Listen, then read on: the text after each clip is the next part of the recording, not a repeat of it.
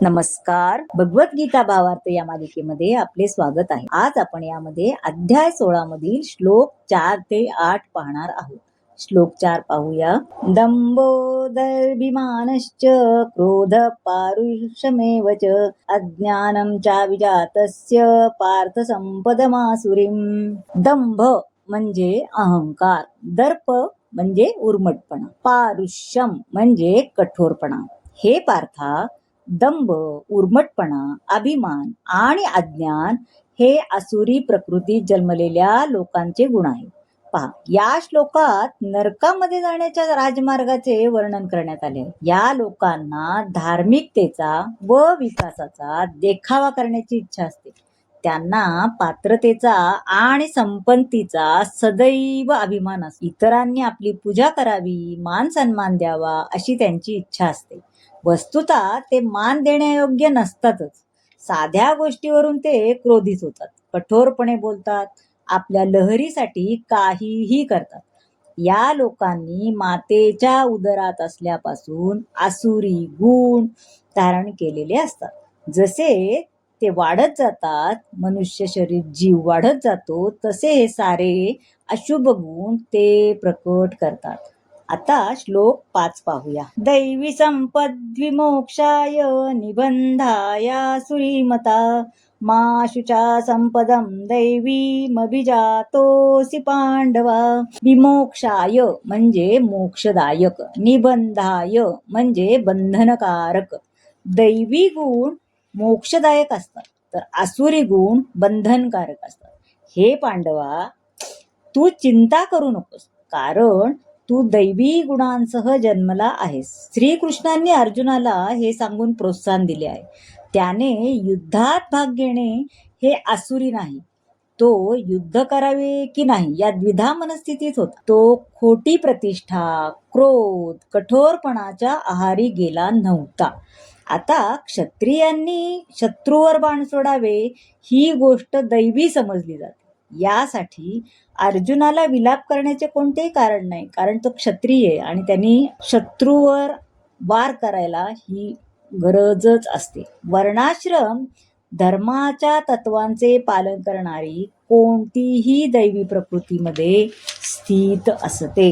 आता श्लोक 6 पाहू. द्वौ भूत सर्व लोकेस्मिन् दैव आसुर एव च दैवो विस्तरशा प्रोक्त आसुरम पार्थ मे शृणु. सर्गो म्हणजे सृष्ट जीव, शृणु म्हणजे ऐक.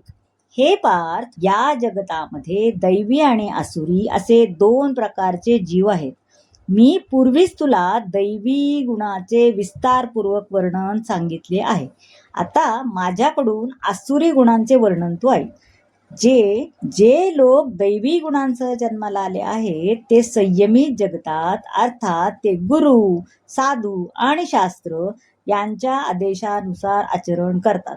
जो शास्त्रसंमत नियामक तत्वांचे पालन करता स्वतःच्या लहरीप्रमाणे कर्म करतो, तो आसुरी प्रकृतीत युक्त असल्याचे म्हटले जाते.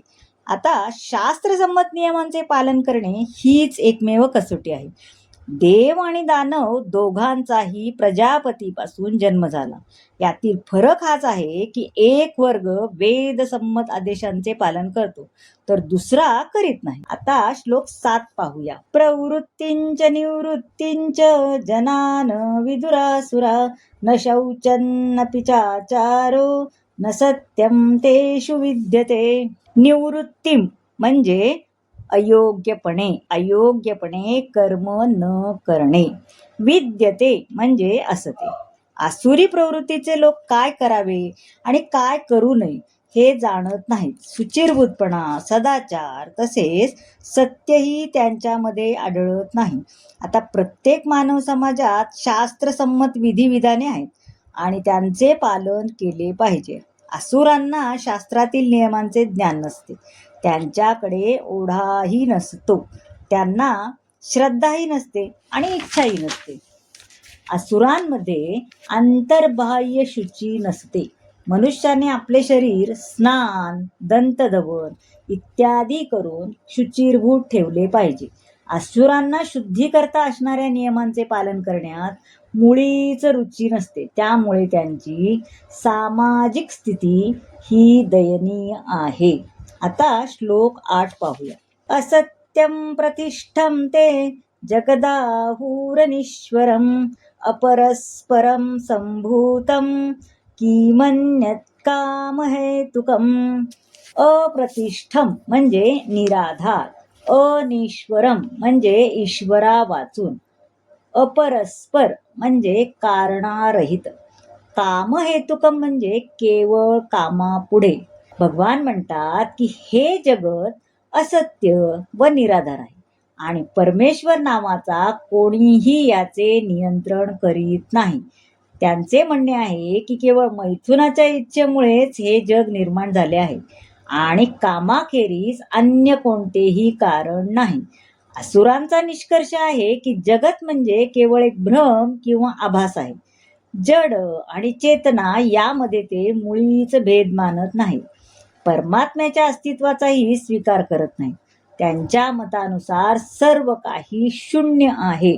ही लोक अधिकाधिक आपल्या स्वप्न सृष्टीतच गुरफटत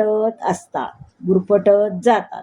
त्यांचा निष्कर्ष असतो की ज्याप्रमाणे मुलाचा जन्म केवळ स्त्री आणि पुरुष यांच्या संयोगाने होतो, संभोगाने होतो, त्याप्रमाणे हे जगतही आत्मतत्व विरहितच उत्पन्न झाले आहे. श्रीकृष्ण म्हणतात, मया मध्यक्षेण प्रकृती सूयते सचराचरम.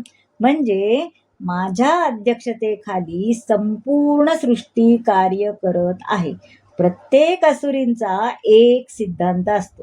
त्याच्या दृष्टीने एक शास्त्रार्थ दुसऱ्या शास्त्रा इतकाच प्रमाणभूत असतो, कारण शास्त्रांचा एक प्रमाणभूत असा अर्थही असतो. हे त्यांना मान्य नाही. तर मंडळी, आसुरी प्रवृत्तींच्या लोक कसे असतात हे सांगणारा हा भाग तुम्हाला कसा वाटला? आवडला असेल तर लाईक करा, शेअर करा, सबस्क्राईब करा आणि हो, कमेंट जरूर करा. धन्यवाद.